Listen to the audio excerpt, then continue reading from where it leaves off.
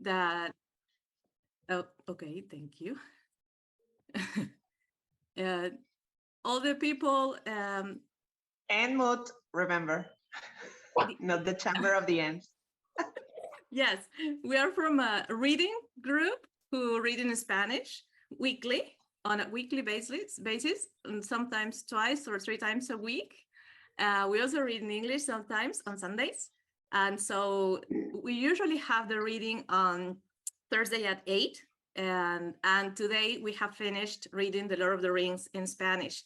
So they usually come later when they can. So, but they have come to get all. I'm very grateful for them being here tonight, because this is also our last session from the Silmarillion.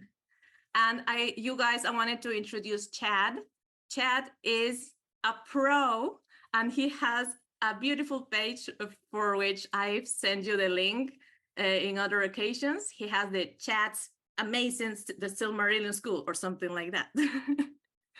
And well, he explains the Silmarillion.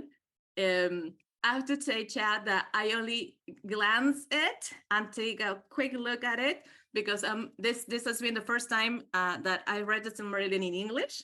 So for me, it's like reading it all, trying to get it myself, and then, you know, the second, third, and fourth time, I will go into studying, for example, the maps that I haven't done yet. Thank you. You can do simultaneous translation. That would be nice. Thank you, Hanno. Thank you. Awesome. Thank you for being here. And then I'm guessing Erica is your friend, Chad. Maybe you can unmute yourself and tell us a little bit before we continue. Yes, Erica is part of the Houston Tolkien Society with me. Right. So Erica and I know each other from doing the Houston Tolkien Society stuff. I see. Oh, well, welcome. So they are from Houston, Texas.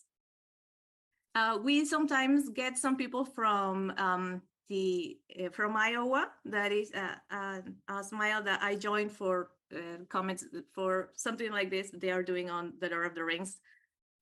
It's wonderful. Okay, thank you. So what we usually do is that we go over some vocabulary, because for us Spanish speakers, and I'm guessing that for what I read, it's not easy for native speakers either, because like talking is not like the easiest. He doesn't choose the easiest words. So I do a little bit of vocabulary just to have in mind. It's not the principal part. And my battery is going to die. So we're going to do a Kahoot, but I'll be back in 20 seconds while I bring my charger. 1 second, please. Meanwhile, Eric is going to tell you about the Peruvian Tolkien Society, or someone. Thank you.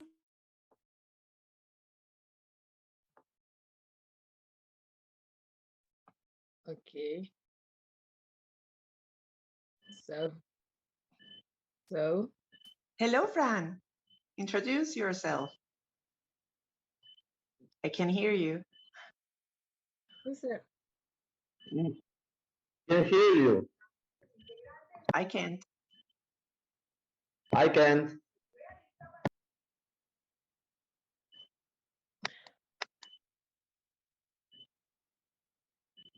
I'm back. Who's trying to speak and can't?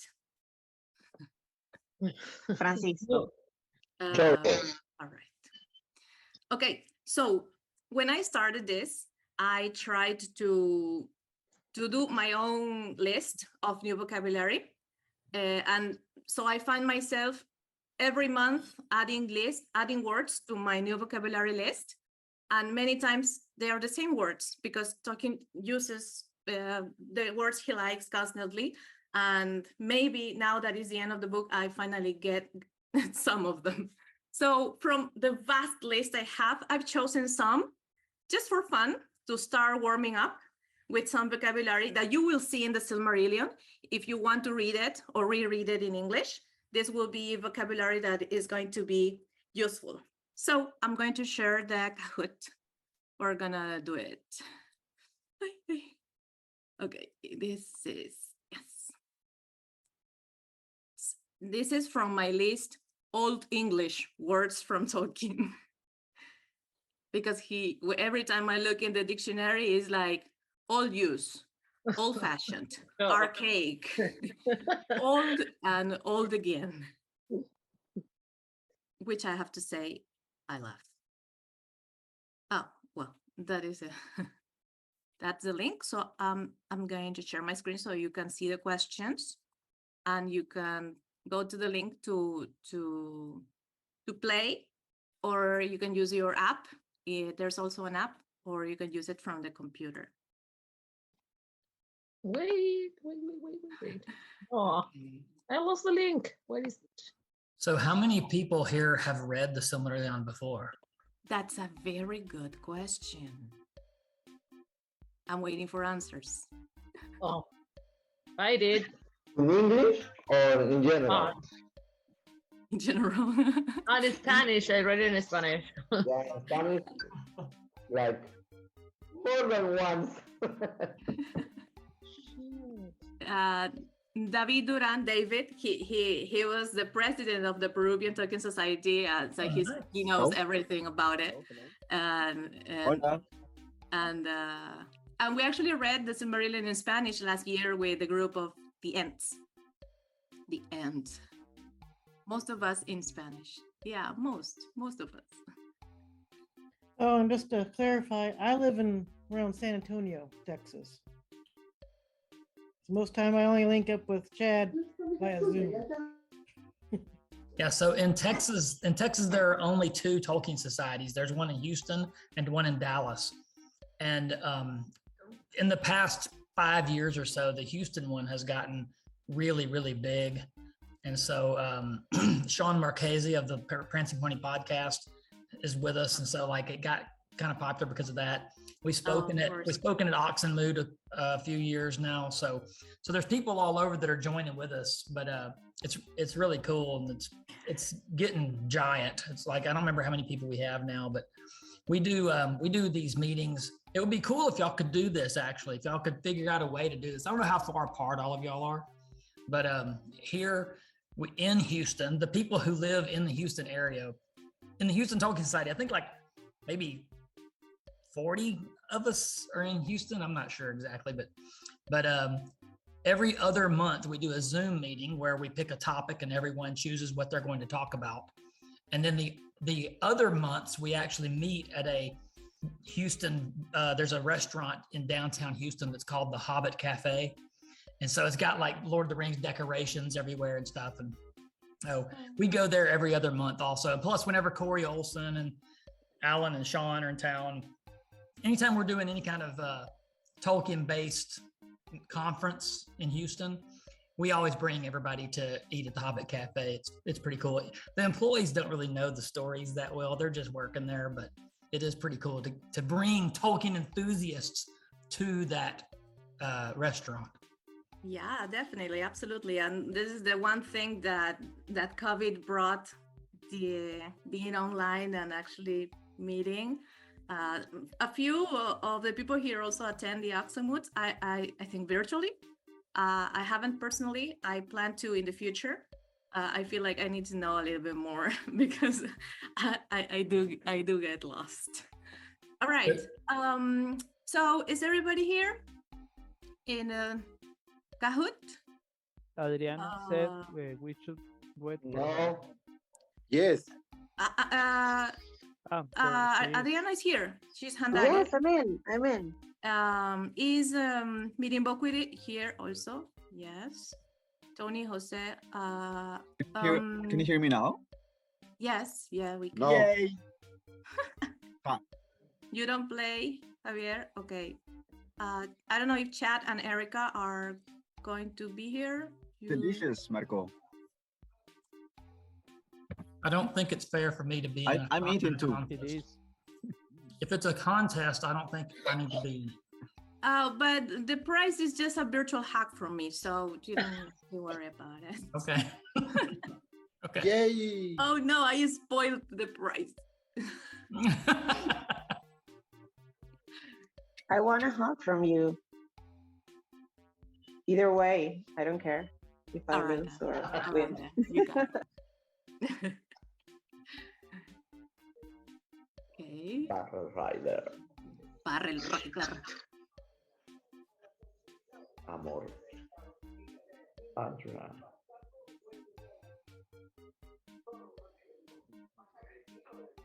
Are we beginning? Are we beginning? Yes. Sí, Andrea, si ves tu nombre en tu pantalla, pero estás aquí, así que sí estás. You are here. Let me put the settings so you can see the questions. Yeah. Okay. All right. All right. Okay. I don't see I'm anyone ready for else. Geraldine's tricky questions. As I do usual. love making tricky questions, but this is not the usual Kahoot. The usual Kahoot's at the end. This is vocabulary. This is the vocabulary okay. exam. Okay. Ooh, okay. But these are words that are very useful if you want to read the Everybody's summary. quitting right now. That's what I'm saying. Yeah. I All right. something else to go now. Let's do it. Should I Again? stay or should I go What now? happened? All right, I'm going to start either way. Okay, let's go. I think it's 10 questions or 11. First question.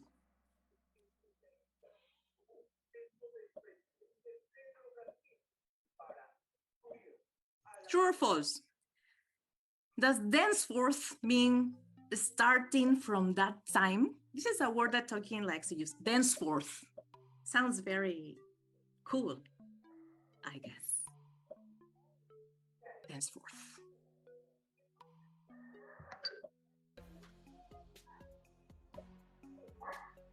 I think, I don't know how many of you are there, 13. Just have to say true or false. I think it was too long at the time, but you can enjoy it. Can you see Gollum's face? All right. Wait, I don't want to skip because I don't know if you can skip the question or just give the answer. It's my face right now. It's your the Gollum face. one. Yeah. We can all try making the same face. Better just wait it out. It'd probably skip the question for everyone if you did that. Yeah, I'm waiting. So yes, thenceforth means starting from that time. So instead of saying start, since then, thenceforth, the elves did this and that, whatever. Okay, very good. Next. All right, Feanor. I love Feanor, but who is Feanor? I don't know. Who's Feanor? Nobody. All right.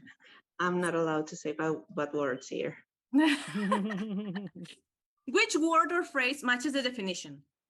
Used to mean you shall when talking to one person. How do you say that? It's an old archaic English. Shallow, Gandalf, shout, Mithrandir.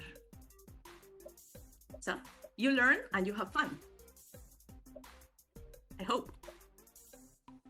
So what say you? Oh no. You shall shout. Why Gandalf? Because it's in the picture. You shall not pass. Gandalf is the winner. There's not a winner, but it's what everybody chose. I'll take it. Ooh, Mirimbokuile is coming. And I Feanor. told you there will be tricky questions. Ought means anything. Ought. What a weird word, I have to say. I love Feanor. Yes, of course I love Feanor. Feanor's the best, the greatest, and the mightiest.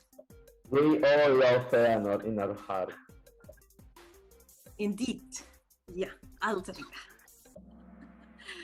No, we don't. Damn. It does mean anything in a weird way, but it does mean anything. You can think of it like this. You can Use think it of on it a like this. sentence. Most people know the word not, right? Y'all know the word not, right? Yeah. You've heard people say that. Not Not means really. not Not is spelled just like that, but it means N-O-T. You know, it's spelled N-A-U-G-H-T, and not means nothing. Zero. And so if you pull the N off of it, ought means anything. So not means nothing, and ought means anything. Bravo. I see. I would have never said that. Thank you, No, Chad. You're very useful. It's logical, like Pancho. Enhorabuena. Panchoyo, who doesn't speak English, you know. Who... He doesn't speak English. What? Oh, Hano, are you Fëanor? No, I'm Hano. Right. Okay, true or false? Most of the time. Abide, to abide means to live in a place. I have to say it has other meanings, but one of the meanings, is this one of the meanings?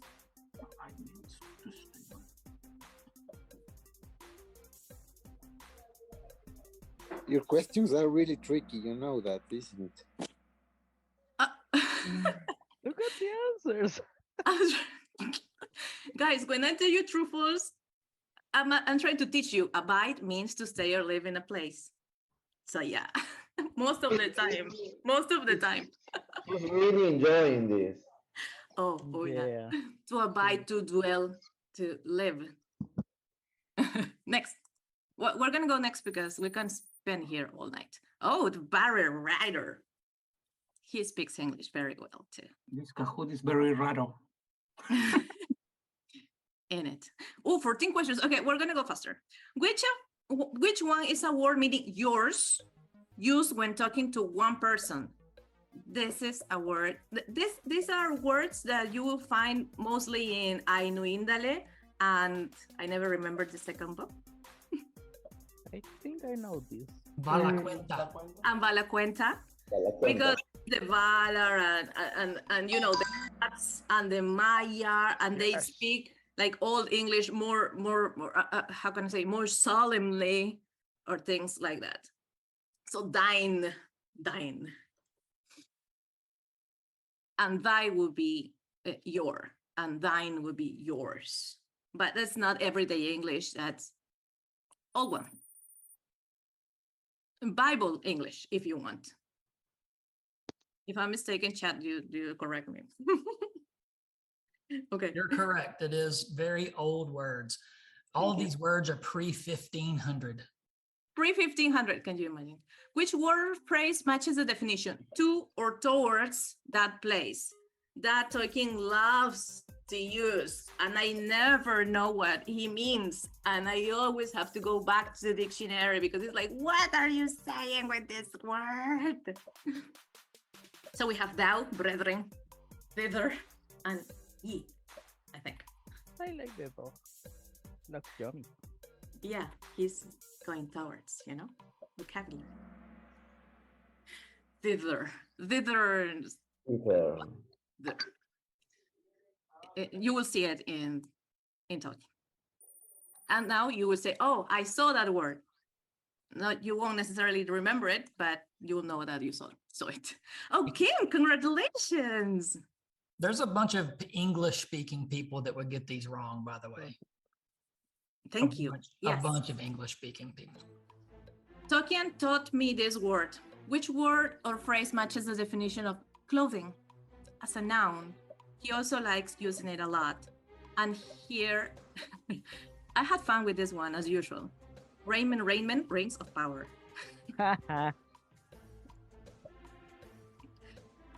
For Javier. Oh, damn. It's raiment, and actually I spelled it raiment when I was trying to remember, and I made that mistake. That's what I put it. And the correct one is raiment. Trixie. Yeah, Yes, Trixie. yes, my Trixie. Trixie it is. Mirimbokuile going forth again. Which word or phrase matches the definition of a word that means correctly? Animal, a right, anything, a wrong. Oh, I was having a little fun here too. Which could mean correctly.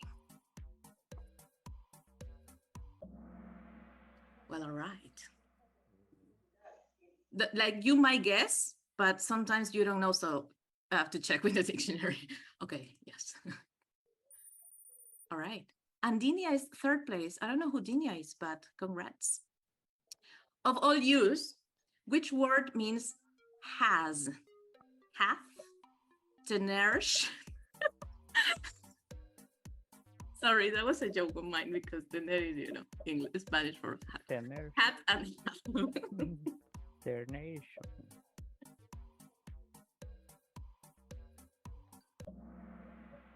So yeah, it is hath. Which at first I didn't get because, you know, it can be hate, hath, or wrath. And then I look it up, it means has. Okay, yeah, right. Okay, then. No movement. Question 10. Which word or phrase matches the definition? Which word means before? Oh my God, I had so much trouble learning this word. And Tolkien uses it a lot, like massively. A lot. Or are after er. Before. In fact, when I read the word, I say before, so I understand what I'm saying. Yeah. What a weird word. Very good, people. Excellent. 11. Oh, Mirimbokuile is on fire, and Handari is showing up. Coming thither. Rot Mirimbo is on means fire. cause something to happen, especially a change. Tolkien also uses this word. We discussed it a few months ago. I already told you the answer. So does rot mean cause something to happen? Yes, it does. Rot means cause something to happen, especially a change. Like Sauron wrought the, you know, disgrace into whatever, Middle Earth. Excellent. Dinia is on fire and Bar Rider goes first again. 12. The meaning of nigh is near, is it? Nigh. Tolkien also uses this one all the time.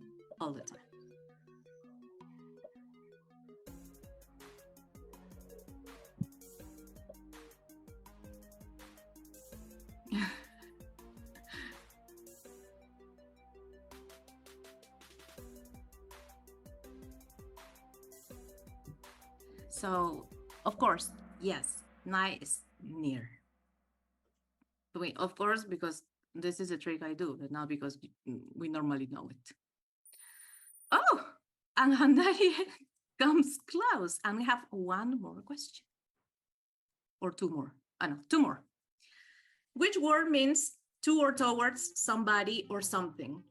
Also, someone, no idea, unto, thou.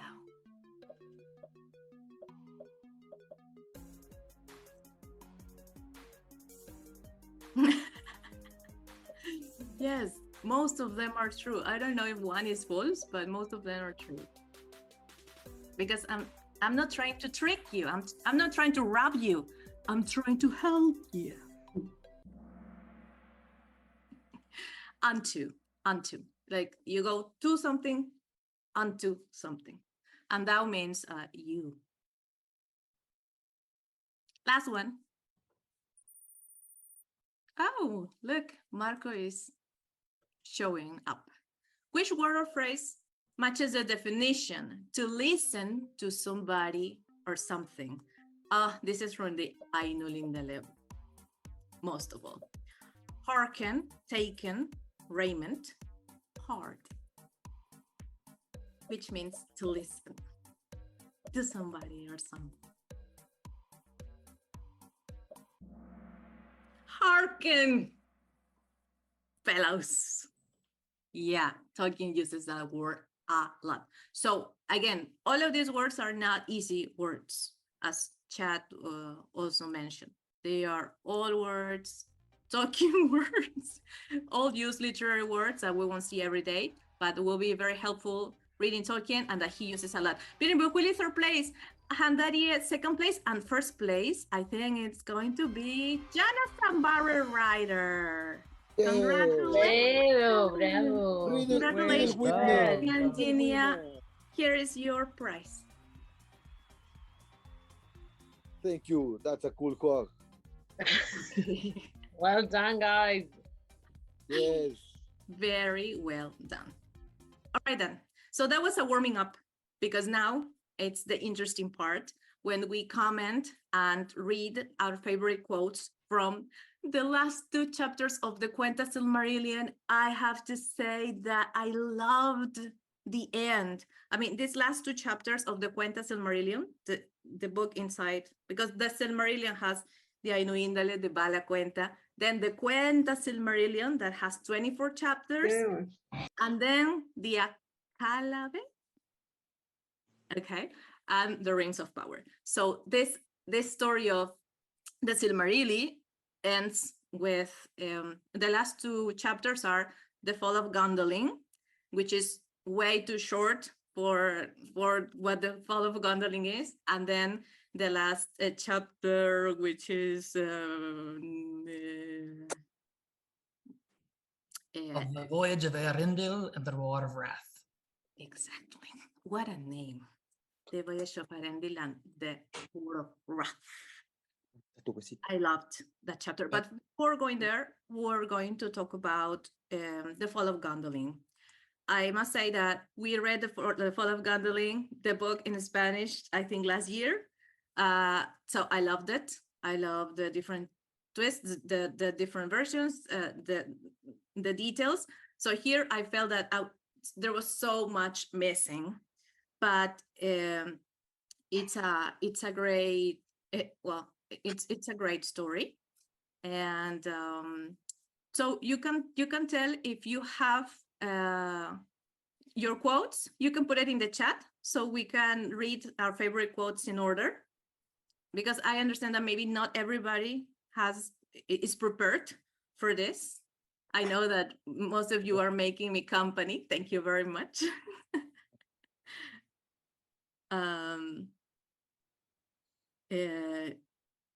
Yes, Hannah, but later.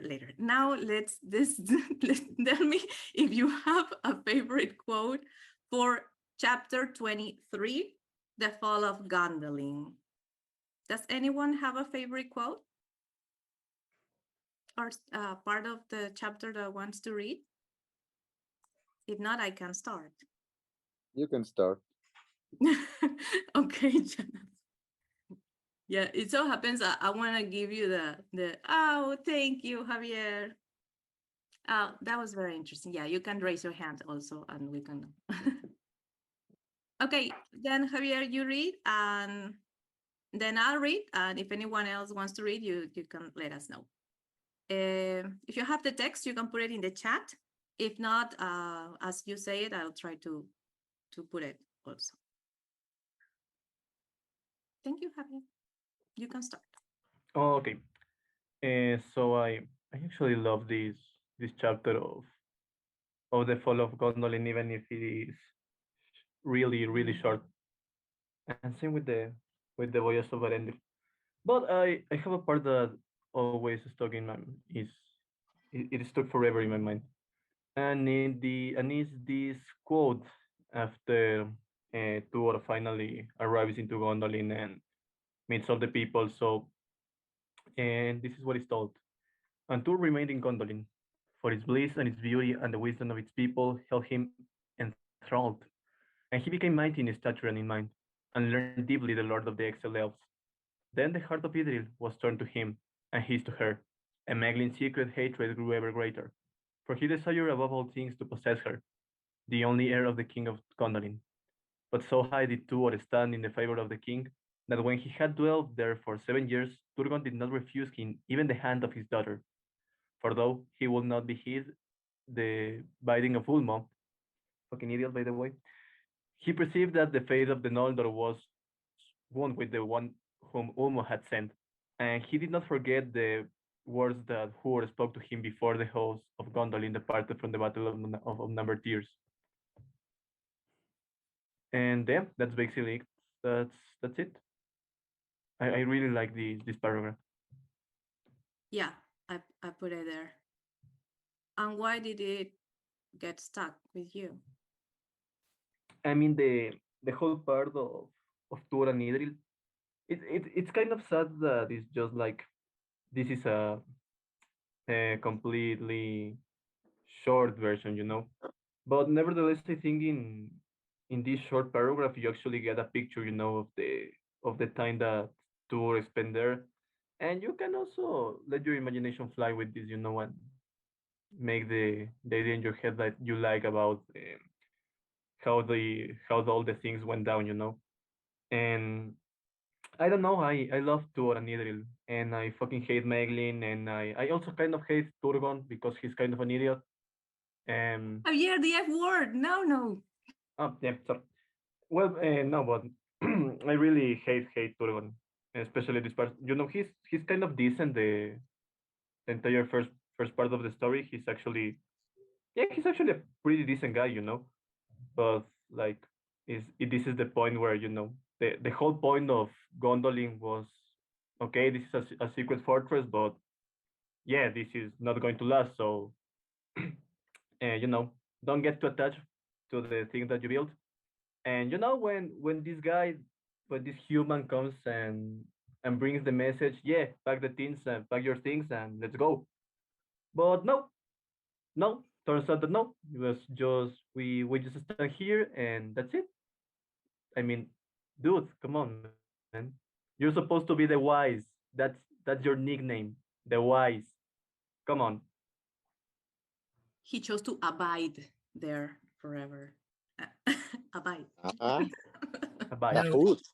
When Ulmo met with Turgon at Nevras at the castle of Vinyamar, he told him to leave the Halberg and everything there so he would know the human when the man came, when he sent it. He told him, one day you leave this stuff here because one day someone is going to find your hidden kingdom and they're going to be wearing the stuff that I just told you to leave here, and you're going to know that's the guy that I sent.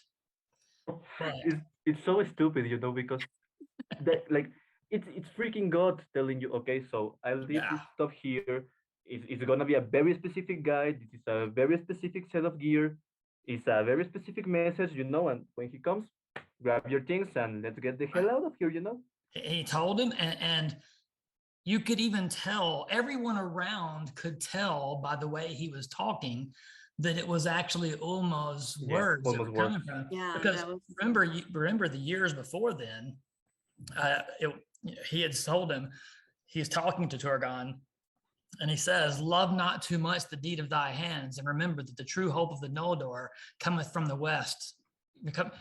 You know, is in the west, lies in the west, and coming from the sea. Sorry, I screwed that up. And so then he should have known, but he had gone so long with basically being untouchable. And so finally, when Tuor got there, and it didn't really help that nothing happened immediately. Yeah, exactly. And if it wasn't for the fact that Mygline had actually gone out, sneaking out, and then got captured, he probably would have been okay, except for the fact that Ulmo saw that coming. Ulmo is the only one who hasn't completely abandoned the elves and men to Middle Earth on their own like the rest of the Valar did.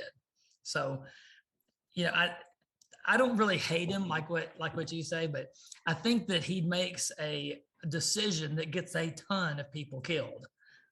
Yeah, exactly. That's kind of a recurring theme with the fall of the Noldor kingdoms in Beleriand. You know, it's not only the fact that the pride of their lords makes a lot of people get killed. It's a lot of people. Yeah, I mean, we don't really get to hear the mistakes that the lower class people make. I'm sure they're making them too. I'm sure they are making mistakes as well. Yeah, right. But the stories are about these extremely powerful people, and we get to read, and that's because it was their descendants that are writing this book. That they're writing this thing, yeah. So it's actually pretty cool. I mean, we see that in several of the people. Nobody really they make one mistake in the whole thing, and that one mistake causes the downfall of an entire kingdom. Indeed. Yeah, and yeah, I mean, I guess there was like 12 mighty lords in Gondolin, and Ecthelion supposedly saw Turgon putting the weapons in Vinjamar. You know, he knew about the message of Ulmo, Right. and no one is like, dude.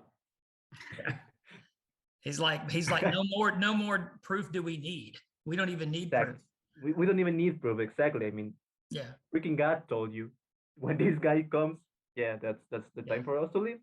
But no, too bad. Okay. Yeah, but that's right. basically my quote. Yeah.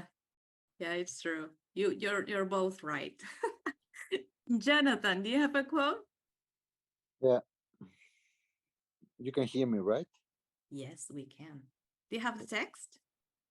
Yeah. Okay, great. Okay. So it's when the elves are fleeing the city after Morgoth attacks Gondolin. So there we go. There was a dreadful pass. Kirit Thoronat, it was named, the Eagle's Cleft, where beneath the shadow of the highest peak, a narrow path wound its way.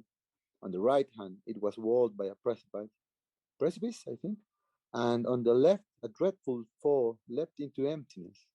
Along that narrow way, their march was strewn, when they were ambushed by orc. For Morgoth had set watchers all about the encircling hills, and a Balrog was with them. Then dreadful was their plight, and hardly would they have been saved by the valor of yellow-haired Glorfindel, chief of the House of the Golden Flower of Gondolin, had not Thorondor come timely to their aid. Many are the songs that have been sung of the dew of Glorfindel with the Balrog, upon a pinnacle of rock in that high place, and both fell to ruin in the abyss. That would be it.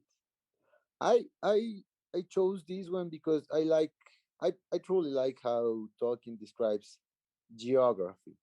It gives you the descriptions he uses gives you a really clear idea of what's happening in the environment, so you don't get lost with with the places, so But it some of makes us them. do get lost, but nevertheless, it is beautiful. Yeah, and that's why I chose it. So how many people have read History of Middle Earth? You can raise your hands. Here I think only Adri. Adriana, Handarie. Yeah, Okay. Handarie. I guess Mirimbokuile as well. Not entirely, but yes, I have read a few Yes. parts of it. Okay. I haven't read all, but some of the books, yes. So Yeah. I was going to add something to the Glorfindel thing. There's whenever Glorfindel died there, right? So that Kirith Thoranath. Kirith means cleft, which means like a wedge, and Thoron means eagle, and Ath means all of. So Kirith Thoranath means the cleft of all of the eagles. So when Glorfindel fell to his death there with the Balrogs have been trapped in their bodies for a long, long time. They don't get the opportunity to create a new body anymore, like the rest of the Valar can, right? And Balrogs are actually Maiar, but same thing. They're the same basic idea. But when Glorfindel goes back, in Valinor, they go to the halls of Mandos, which is kind of like purgatory to Catholicism. It's kind of like purgatory. So they go there and they repent. Hello, Christy. Christy is another one of our Houston Tolkien Society people. Hi, everybody. So I was explaining what happened to Glorfindel after he died, after he fell to his death at the Cirith Ûlai. So he goes back to Mandos, where their spirits are, and when they're there, they have to kind of repent of their sins. And then afterwards, after a certain set period of time decided upon by Mandos himself, Namo, the Vala, he can rehouse them and put them back in a body. So Glorfindel, because of his sacrifice to save so many people, he went there and he was almost immediately rehoused. When he was rehoused, put back into his same exact body. Okay, I see you're going to bed. Good night. So anyway, when they put him back in his body, he went and hung out with all the Maiar and was learning from them. And by the time that the second age 1600 came around and Sauron made the One Ring to rule them all, when that happened, History of Middle-earth Volume 12 says, by that time, the Maiar in Valinor considered that Glorfindel was at their level of power. Glorfindel was as badass as a Maya when second age 1600 rolled around. Sauron made the One Ring to rule them all. And Manwë decided, hey, we've got to do something about this. And he called together Alatar, Palando, Radagast, which is Iwendil, Curumo, who is Saruman, and Olorin, which is Gandalf, and Glorfindel. And he said, we've got to do something about this quick. So if you look in the Lord of the Rings, it says that the wizards arrived on Middle Earth in Third Age 1000. Tolkien wrote that in 1944 or 1954. But as he was moving forward with his story, he started deciding, you know, that wouldn't be wise for them to wait that long. So he actually added a little bit of the story to it to say, as soon as the ring was created, Glorfindel, Alatar, and Palando, they all went right then to offer advice. And because Glorfindel was that awesome, he went, they all arrived there at Mithlond, which is Lindon, which this new TV show you're going to see, that's where it's going to be taking place. They arrived there by boat, and then they didn't arrive by meteor. They arrived. Alert. Yeah, they arrived by boat, but then nobody knows what happened to him after that. But Glorfindel stayed there in Lindon. So when Sauron went, I don't really know anything about the show, so I can't give anything away yet. I'm invited to go to London to watch it. I don't know if you know that, Christy, but I'm not going. It's too far. So anyway, so when they landed there, no one ever even hears anything else about what happens with Alatar and Palando, the two blue wizards. I don't know how y'all would say that in Spanish, but I know Azul. but in Tolkien's words, it would be Magos Azules. Oh, mages. Okay, Magos Azules. Okay, so it's in Tolkien's words, in Sindarin, it is Luin. So they are the blue wizards, the Luin, and it's kind of Spanishish. Every one of you who speaks Spanish naturally will be better at pronouncing Tolkien's words than every English person, because we English people tend to not do the R's correctly, and y'all do, right? Oh yeah, we love that. Yeah. So and all the I's are supposed to be like Spanish I's, whereas a lot of us, we say instead of E, you know. So anyway, what I'm getting to is Glorfindel stayed there. And then when Sauron came to attack and he tried to get Vilya and Narya from Gil-galad at Lindon, he was defeated by Numenor in the book.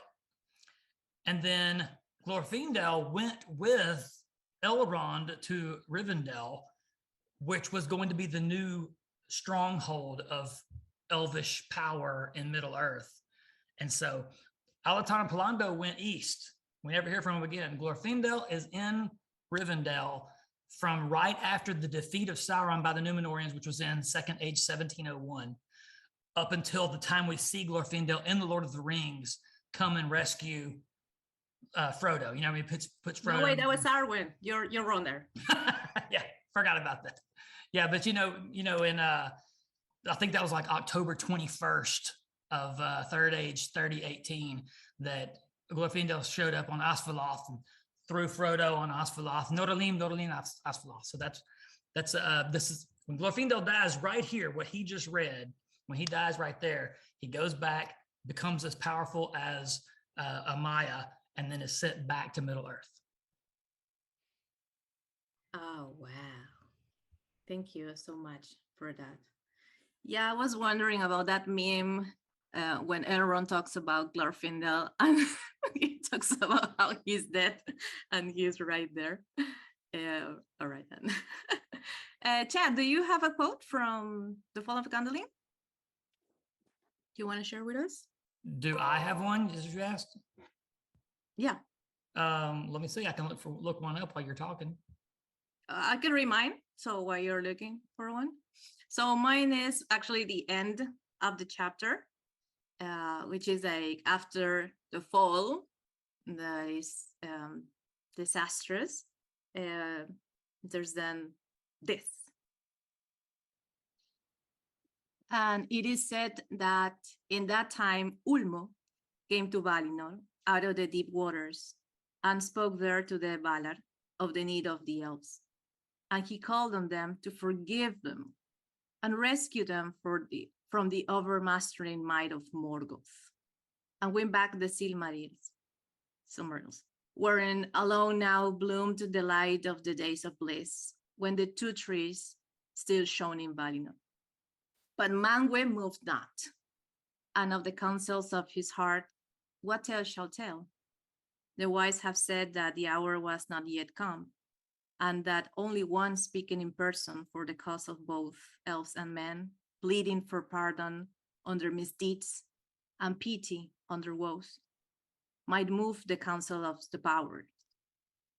And the oath of Feanor, perhaps even Manwë could not lose, until it found its end, and the sons of Feanor relinquished the Silmarils, upon which they had laid their ruthless claim, for the light which lit the Silmarils, the Valar themselves had made.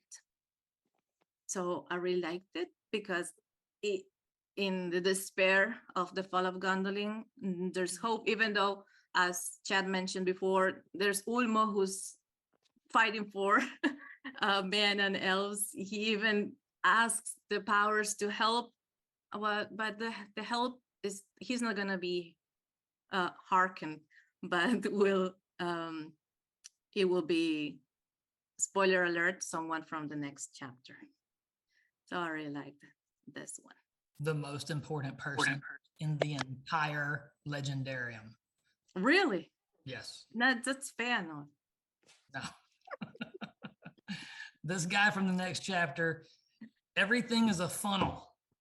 Everything before him is funneling towards him, and everything after him funnels away from him. The whole story is funneling towards Eärendil. And then afterwards, everything funnels outward from Eärendil. He is an hourglass. ¿Cómo se dice hourglass en español? Reloj de arena. Oh, it's like close to the same thing. Hourglass. Okay. Okay. So he's the hourglass in the story. It all swedges down to Eärendil. And then he succeeds in getting help from the gods. And then from then on, everything important that comes after him is coming from his line of people. So since you read that, I'll read just the next paragraph, because you read the second to last paragraph. Oh, it's not the last, yeah. Yeah, Okay. second to last paragraph. I'll read I'll read the last one for you. Unless Christy, you want to do it? I need to go grab my book. So why don't you go ahead and read it, Okay. and I'll summon a child to go get the book for me. Okay. Okay. Go So, ahead. so I can't paste it because I'm not on the computer looking at it that way. I have it. So you can paste it for them? Okay. Okay, here we go. I'll just read from right here. I'll read from the chat then. Oh, you have a short quote, Adriana? Go ahead.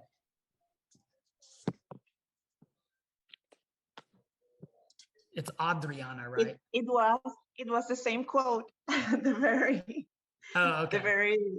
very last paragraph of the tale, but it doesn't matter. You can read it. Okay. Okay. So I was really afraid I was going to have to be trying to speak Spanish to all of y'all, which my Spanish is horrible. So, so anyway, here we go. And as a matter of fact, if I read anything that you guys don't know what it means, just tell me and I'll tell you what it means. So, in those days, Tuor felt old age creep upon him, and ever a longing for the deeps of the sea grew stronger in his heart. Therefore, he built a great ship, and he named it Erame, which is a sea wing. And with Idro Celebrindal, he set sail into the sunset and the west, and came no more into any tale or song.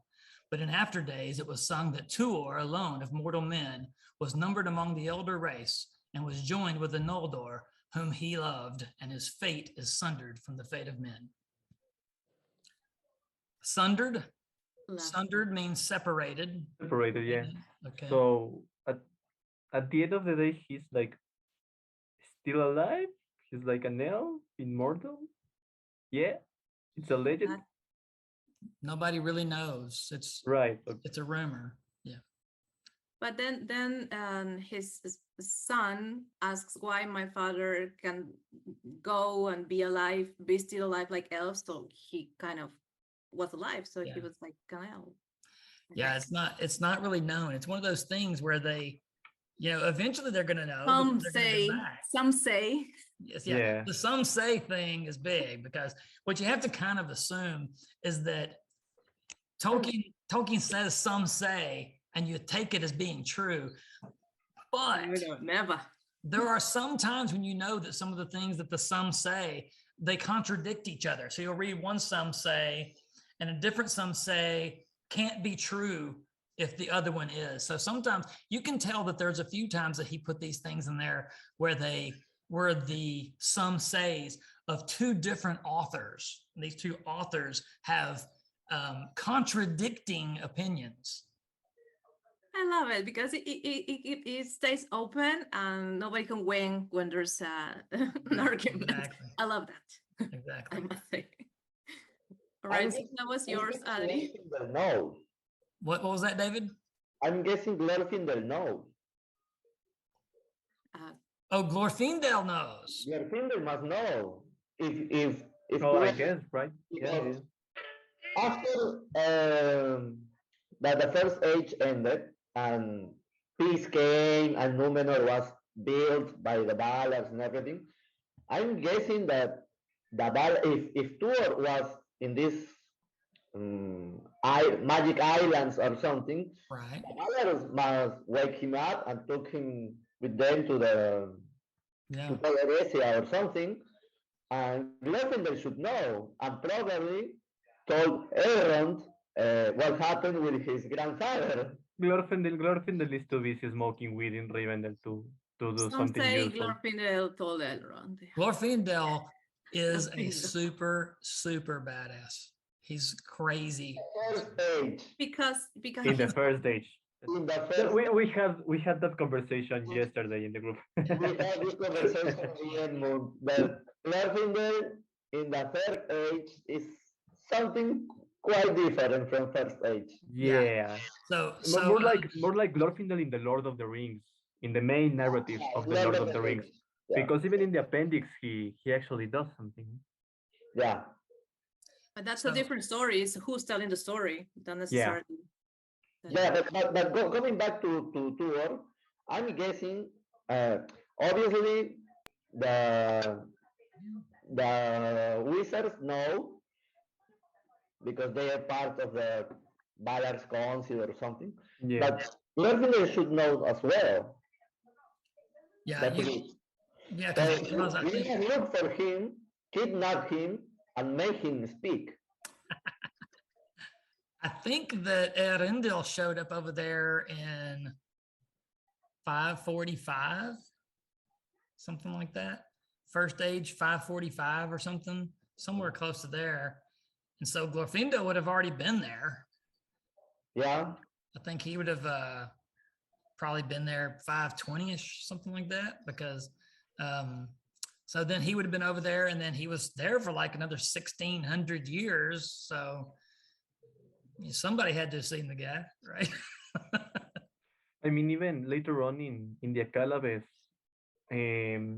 the king that is visited by the elves when the hearts of the Numenorian begins to go to the darkness. There's this point when the Valar send an envoy of elves, you know, and that's the point where the king of Numenor says, "And what about Tuor, my ancestor, who some said that he's still going around?" You know, I guess And that's what I meant.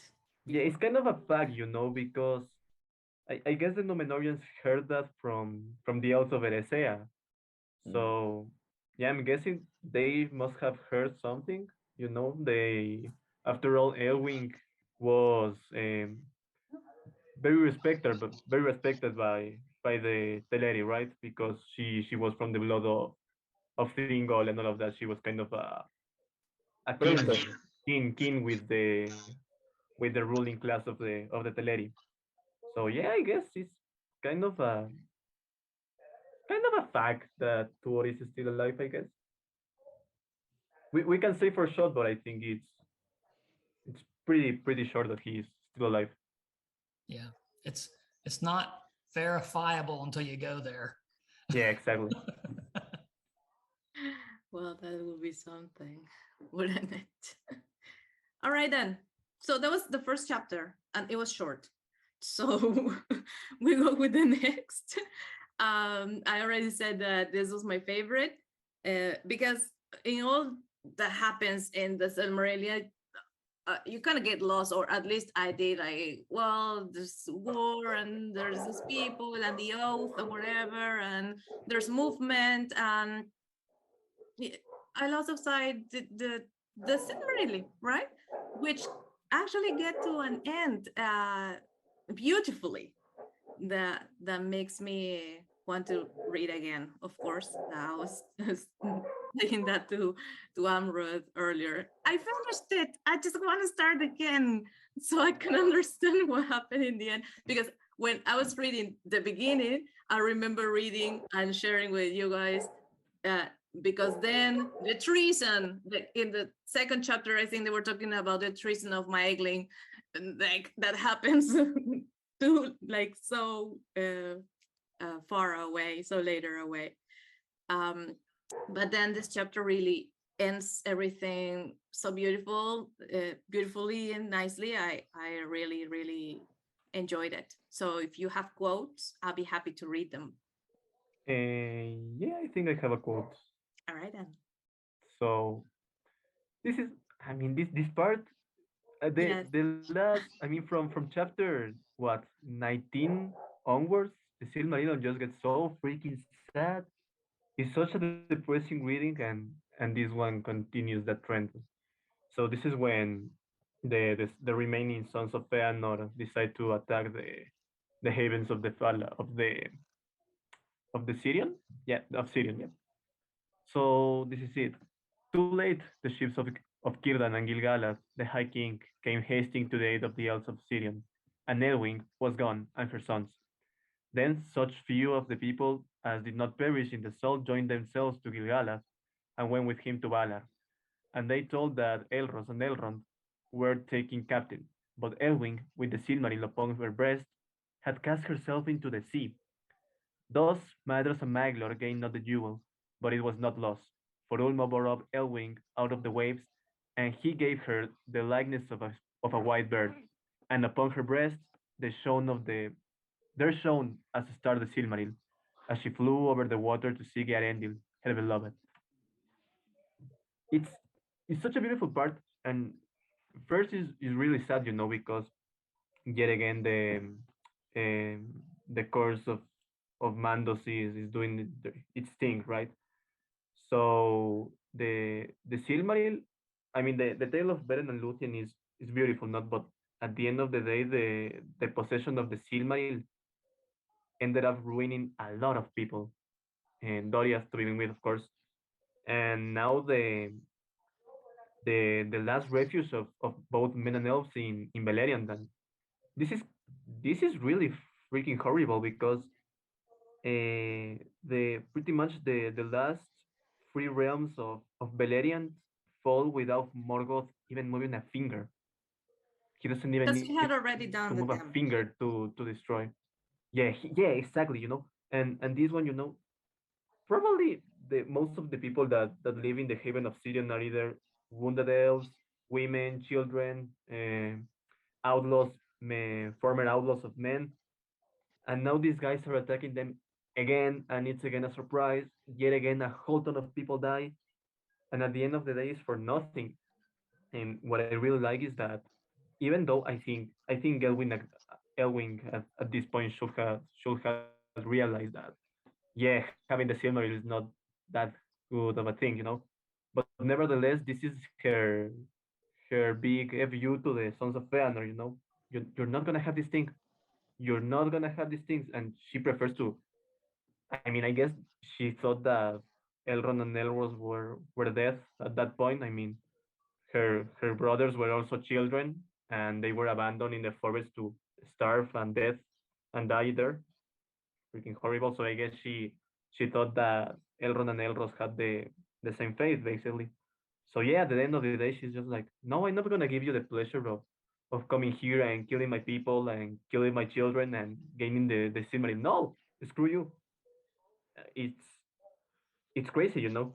And then the fact that yet again Ulmo is still watching over the elves and the Dain of Beleriand. And it's funny because once I got into an argument with someone that said, no, this is a Deus ex machina. The fact that Ulmo turns Elwing into a seabird. And I was like, no, it's Ulmo. If he wants, I guess he can turn her into a freaking dog or something like that. It's Ulmo. You know what? Why shouldn't he be able of transforming Elwing into whatever he likes, basically?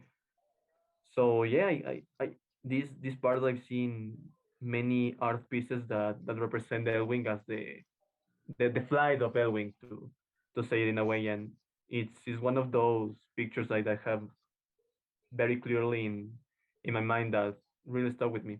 I always suffer with that couple because it's like he seems to not to be so into her, but then he wants to be with her, and then she flies to him, and then they're together, but then he goes again away, but in the end they are together. So it's like, are you together or not? Say it. At the end of the day, it's crazy because Earendil felt more close to men than to elves, but Elwing was pretty much an elf. And he chose because of her. Yeah, and he chose because of and her. it's like, Okay, I'm gonna be a star for you. He let Yeah, I her actually choose. love this part. Sorry? He let her choose. She let her choose, probably. No, he said that's in the Silmarillion. When the Ballad told them to choose, he says that he was kind of tired of everything, so he says, "You choose, and I follow." Yeah, and she's like, okay, elves. Okay, let's go. Let's go with elves. correct. All right, more So, quotes. so if you guys are going to read more quotes from this, and I don't want to steal anyone else's quote, so I'm going we keep It stealing. was a quotes. joke. It was I'm a going- joke. I'm We always sorry. do it. We always do I'm it. going to, I want to read something that you guys have already read without Christy and me, but it will be something, just a bit of a reminder of what we're coming up to here, that I'm sure as soon as I begin reading it, you all are going to say, oh yeah, I know exactly what you're talking about. Okay. So I'll read this to you guys, and it'll be just a bit of just like a flashback to remind you of what you guys are just now talking about. So basically, I'm going to flash back to the very end of the Nirnaya Thornodiad in the year 472. What we're talking about now is 545. So it's what, 60, 70 years earlier, right? So Turgon was cornered at the Pass of Sirion, right there by Tal and Galroth, right? Tal and Galroth is the island where Finrod died. So they're cornered. Turgon and all the Gondolin are cornered there, and the only thing that's keeping them alive, besides Glorfindel and Ecthelion, right, are the men of Dorloman, led by Húrin and Huor. Túrin and Tuor's dads, right? And so Húrin and Huor, they're telling Turgon, we're all going to die here. Every one of us are going to die, and you guys are going to die too, unless you get the hell out of here. And if you all die, then all hope for ever defeating Morgoth is gone. But Morgoth is scared of you guys because he doesn't know where Gondolin is. As long as he doesn't know where Gondolin is, he is always going to have this little fear in the back of his mind that someday someone is going to come from Gondolin and be the death of me, which is exactly what happens, right? So he tells them, get out of here. Because you remember whenever Melkor was taken captive the first time, and they had him in chains in Angainor, and they let him out, and he was like pretending to be good.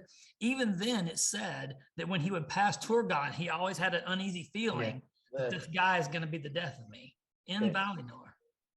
So I'm going to flash back here, not in the last chapter. I'm flashing back to the near Nithor Noidad of the 5th battle.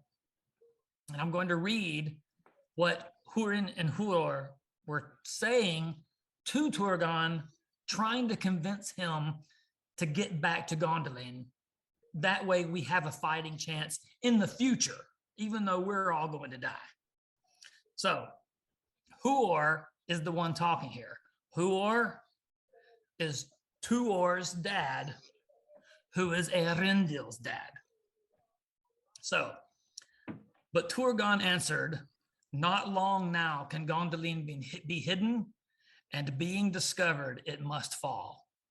Then Huor spoke and said, yet if it stands but a little while, then out of your house shall come the hopes of elves and men. This I say to you, Lord, with the eyes of death, though we part here forever, and I shall not look on your white walls again. From you and from me, a new star shall arise.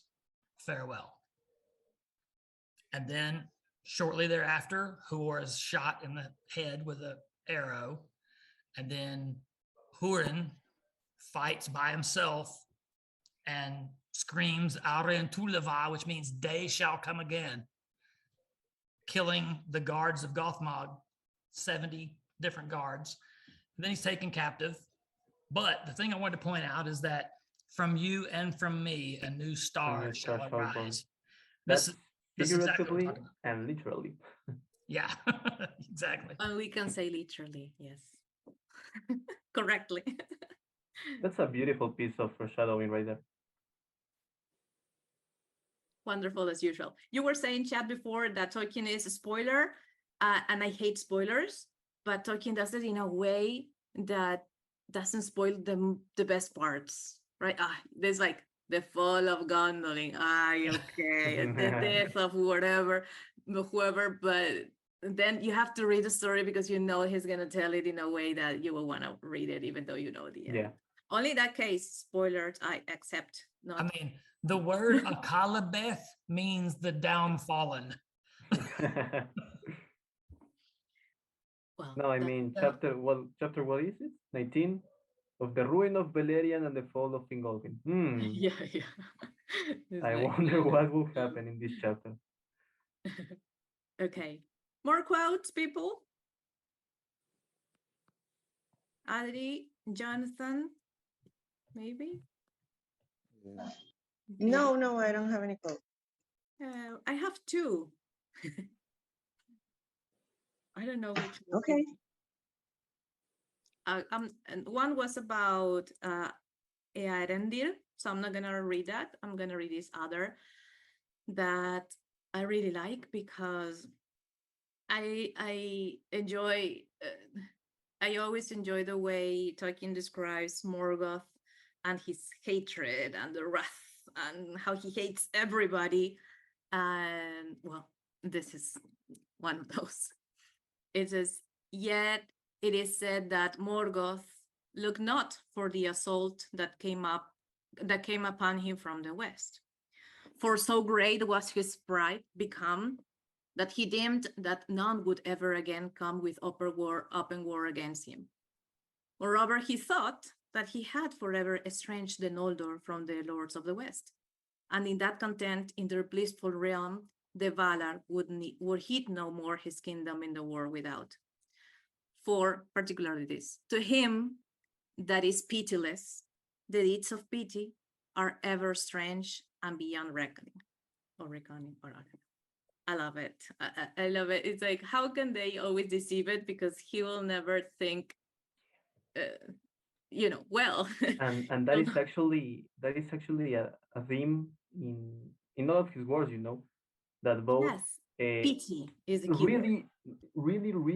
really evil guys like Morgoth and Sauron are unable to think like their enemies because they don't understand pity, they don't understand love, they don't understand joy or happiness, So that's the question that, oh, why didn't Sauron put two guards in Samad Naur, Because never once he thought that someone was going to destroy the ring, because he was assuming that his enemies would act like he would do. And with Morgoth, it's exactly the same, And we have the opposite, and that is the case of Manwë. Because what Manwë did, letting Morgoth free, it was a stupid call, It was really freaking stupid, and people around him were telling me, dude, that's the worst idea ever. We already have this guy in chains, But Manwë is the opposite, He's so good that he's unable to understand evil deeds. So of course he will think, now of course the guy will get better, No, he will no, believe. won't. He will believe. No, he won't. He won't. So yeah, it's those two polar opposites, but it's kind of in the similar framing in a similar way. Yeah. Yeah, totally. So I was going to add that he said it right at the very end, but the word mon, M-A-N, such as Manwë and Aman, things like that, Amandil. So the word mon, which looks like man to all of us, M-A-N, means unstained. It means pure. Never ever wasn't pure. It means completely perfect and always has been. So Manwë has always been completely perfect. He is unstained. Aman, completely perfect, always unstained. Although they called it that before I got there, but that's what the Mon means. So Manwë, he didn't recognize that Melkor was false, because he's just as good as what Melkor is bad. Bad, yeah. And for that matter, I mean, talking about Morgoth and his hatred, there's this beautiful small quote here when they finally captured him.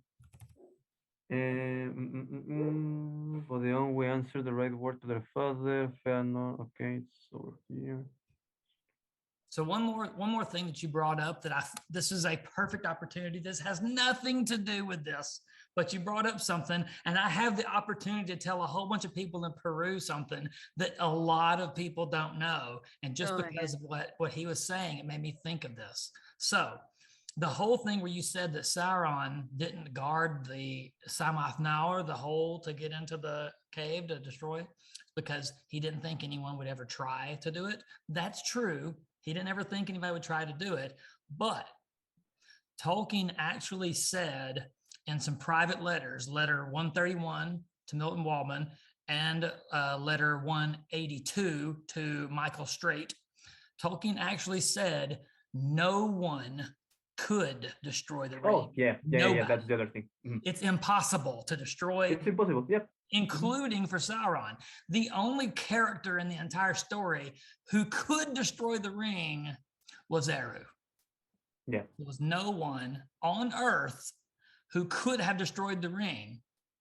And you would think that Gandalf had a little bit of a suspicion of that, but he also noticed that Gollum is always turning up.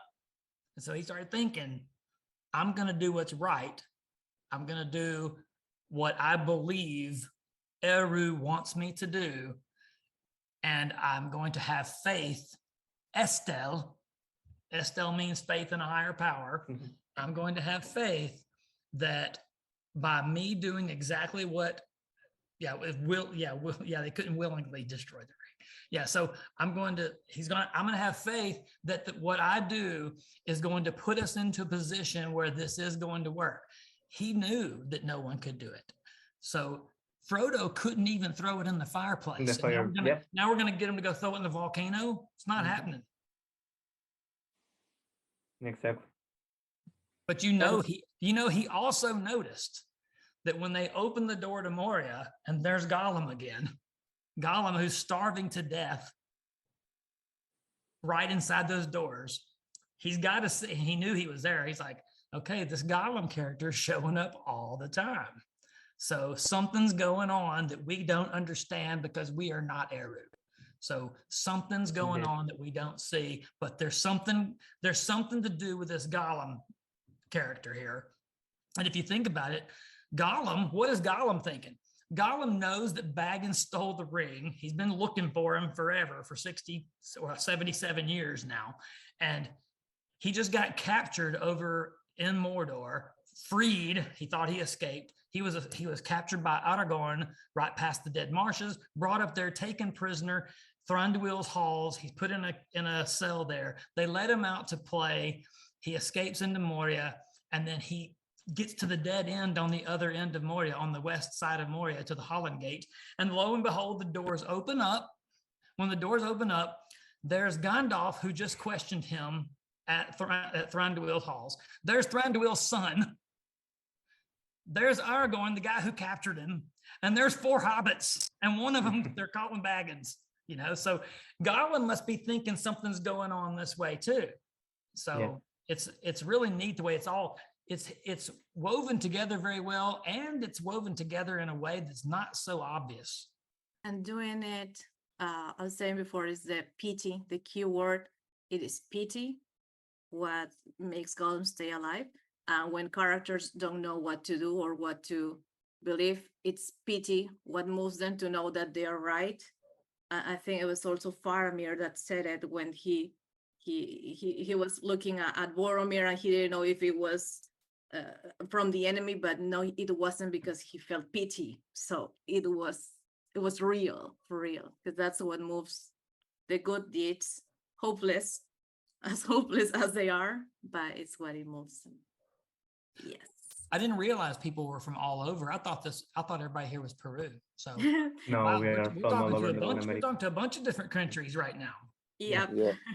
I think there are 3 Peruvians, 4. We are 4 from Peru. There are 4 people from Peru, and then all over Latin America.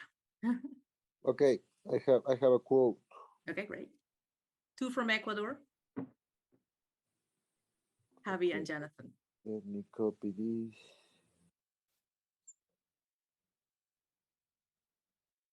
Okay. Let me paste this.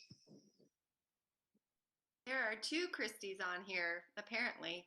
I thought it was you who was connecting twice, or is it? No. No. No. I thought that was you. I thought that was you telling me you're from the United States. Hey, thank you. I see you in person. Sorry, I'm eating dinner and my dogs are playing, so I've been on mute. But hi, yes, I'm Christiane from Utah, United States. Okay. Well, welcome. The important thing is we both spell it right. We do, yes. High five.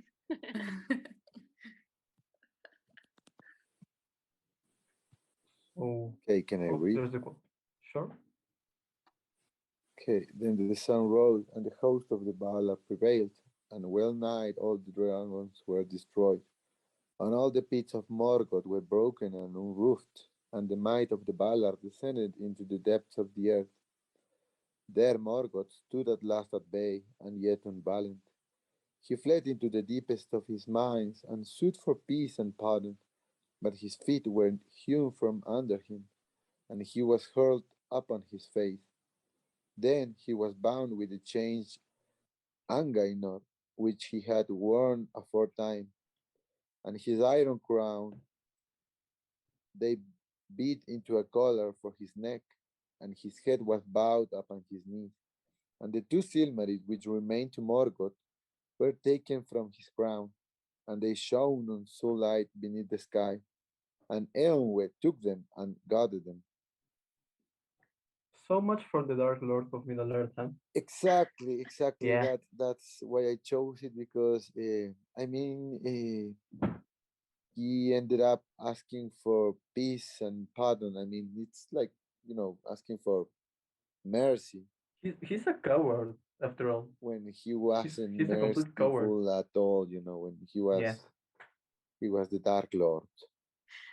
And it's so hard. There are too many hard words that I needed to look up because what are they doing to him? What is hewn and hurled and I think what? chopped his legs. Chopped his legs. Yeah. I think, and Oh my then he God. was like, he was placed like in a fetal position, so he can ask for forgiveness. Yeah. Yeah. I think I thought it was kind of that's short for I the think end that's of what school. it means. Everything that he said there. Yeah.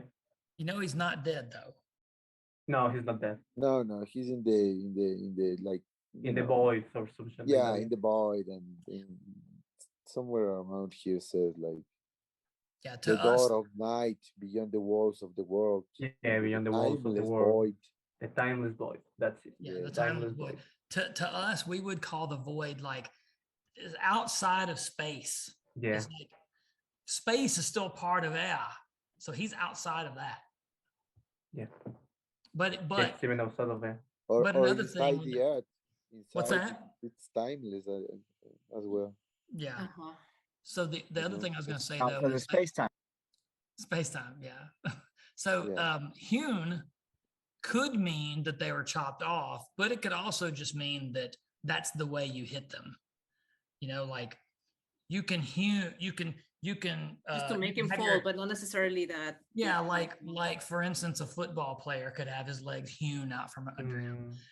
The real word means that they are done, that's done with an axe, I hope that's the correct interpretation, that they just I have to share with you because I think, have yeah, words. I have they chopped his legs off.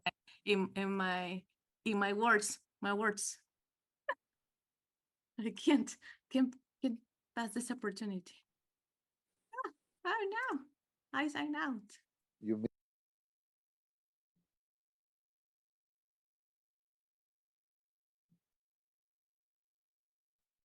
We wanna see your password. Nah. It's hidden. We all know that the password is asterisk, asterisk, asterisk, asterisk, asterisk, asterisk, asterisk. 1, 2, 3, 1, 2, 3, 1, 2, 3. So these are my words. to cut something. And this was the To hue. cut something large. Okay. Yeah, they chopped his legs off. Old-fashioned. You have to also always look for the old-fashioned meaning. To cut something large with a tool. Yeah, to they hew freaking cut wood. him. So we would. Yeah, they chopped him like wood. Yeah. They chopped him like a pork. Yeah, like a pig. Kinda. Yes. And then he was Hurled. Curl. Right. To throw him violently in a particular direction. Where's the girl? So pop. That is the definition of those words. Okay, that's all I want. Okay. So they chopped his legs and he fell straight to his face, Yeah. Oh, that's such a beautiful end for him. But it's not the end. No, you cannot say beautiful. Not the end for Morgoth. It's poetic. poetic. The end. It's the poetic. end. It's poetic, yeah. That is gonna It's a help poetic Morgoth, end. actually. Because one of the problems with Morgoth is that he gets so attached to Arda Morgoth's ring. that he starts to become more like Mortal a man. of Arda than an actual Valar. So once Exactly. he see And actually, once he's free from time and space, yeah, he can start being the somehow the original Valar that he was, because it's not only a punishment, but it's also gonna help him to recover some of his original power. So it's not the end for Morgoth, and Tolkien knew that. Tolkien knew this wasn't the end, and this punishment. The end of this story. It's the end of this tale. It's very interesting how the punishment is going to help him. Yeah, definitely. Yeah, at the end of the day, it's true what you say, he has more presence in Arda than the other Valar. And especially Middle Earth, everything is subjected to decay and to evil. Everything that is born in Middle Earth has the potential to become evil because of Morgoth. Morgoth was the only Valar who was completely interested in Middle Earth. Yeah. That's the only one who actually cared. He really, really cared. The only Valar who actually cared. The only one who actually was involved in his job that was taking care of Middle Earth. He was the only one. He was actually doing something. But he was nobody ever saw the guy. in that way of his dissecting and depositing himself into the matter of Arda, he really wins. You really can't. Yeah. There's no defeating him because he has ruined the very matter that makes up the earth. So exactly. So it's kind of strange because they may have defeated him and kept him from killing, but if you look at it from his point of view, he really won because he can't really be defeated anymore. He won. He separates men from elves forever. Yeah. He make the Valar physically separate from the whole world. Yeah. He made that, and he put the seed of treason and evil in the whole world, and every evil thing, even the smallest one, is Morgoth's doing. Yeah. He won the war. Definitely. Definitely. Yeah, he lost the battles, but still he won the war. Yeah. And how did he do it? With lies. He won the faith. With lies. I with hate him. That's what he's doing. And you remember that it says that nothing more in Home 10, Morgoth's ring, it says basically, that's why you said that a while ago, the entire earth was the ring. Like Sauron had his ring, Morgoth had earth. So all of earth was Morgoth's ring. And so he had deposited himself into everything, dirt, rock, trees, everything. But nothing had more of the Morgoth element in it than gold. Gold had more Morgoth in it than everything else. And then in 1600, Sauron makes rings out of gold, which contain Morgoth. Damn. Morgoth. Damn. It's such a cool name, Morgoth. It is Morgoth. Galadriel. Galadriel. Galadriel. I am so glad. I'm so glad they're saying Galadriel on that show. I kind of like it, but it's kind of funny, especially for us Spanish speakers, the fact that they are putting so much energy into seeing the R, something like for us is Galadriel. Yeah. It's because they cannot pronounce it really Mordor. Well. Yeah. But a lot of us white people. It's very exaggerated. Mordor. But a lot of us white people say, it's hard for me to say it wrong. I'm gonna try to say, they say Galadriel with a J. With a J. Not the real. Glad. That's because you cannot say Yeah. Dra. They cannot say dra. You say Roberto. Yeah, so you know, hey, when I'm telling all of our people how to say stuff like that, I tell them to end the D and then start the R like it's a separate word. Yeah, that actually works. Yeah, Makes that actually works. Galadriel. You said we're gonna go for the Calabe. Of course, we're done. We're done with the Quenta Silmarillion. It's over. We found the Silmarils, and they go to the air, to the fire, to the sea. Okay, it's over. Really? We're going till dawn. You know, Yeah, it's apparently 10 we're going to dawn. it's 10:30. We're going till dawn. It's 10:30. That we should do another meeting. Yeah, I think we should do it. I think we You should. guys wanna go? No, Gerald. No, and it's actually because both Calabeth and the Rings of Power There's too have a much? ton of information. Yeah, there's a lot of Especially the freaking Calabeth. amazing quotes. It's The downfall because of next week Numenor. we can watch the show. We can schedule Next month. for Next month. Monday or Tuesday. I don't know. Next month. Okay. I mean, all right. another last Thursday. Another Okay. last Thursday, yeah. Yes, Yeah, in 1 month. Yeah. One An more? extra chapter. Yay. All There's a right. session. On If I mean, it's just if the there's a people ton ask of for quotes. it, but you have So- to come. So it has Of been course. the fake Yes. last one. We're gonna be here. September the 29th. You just put that there was so many people quoting and commenting that it was impossible to finish. So, and That happened because Gerald 29. thought we were gonna be just Yeah, like 5 people. You know, And it's no, but faster. also, It's faster actually, when there's only 5 of us. good this way because the Quenta Silmarillion finished here. Yeah. Yeah. Exactly. The other 2 chapters are completely different. Actually, a little disappointing after ending the Silmarillion, the Quenta Silmarillion. I was like, okay, that was great. What's next? No, it Oh, was. you're gonna make Javi cry. No, It's the not. Calabeth is the best fucking thing ever. I know you love it, but it's just this. I would A love to Calabeth read it, but fan. separately. Like, tell me this is the end of the book, and I finished it, No, and that that's it. never And was then intent. there's another book. No, I No. disagree. Talking trolling. No, no, like no, no, no, no, always. no, no. Arfarazo. I disagree. Xavier disagree, and Tolkien disagree. And Tolkien disagrees. That It's was okay. never the intent. We can disagree, but do you want to play Kahoot?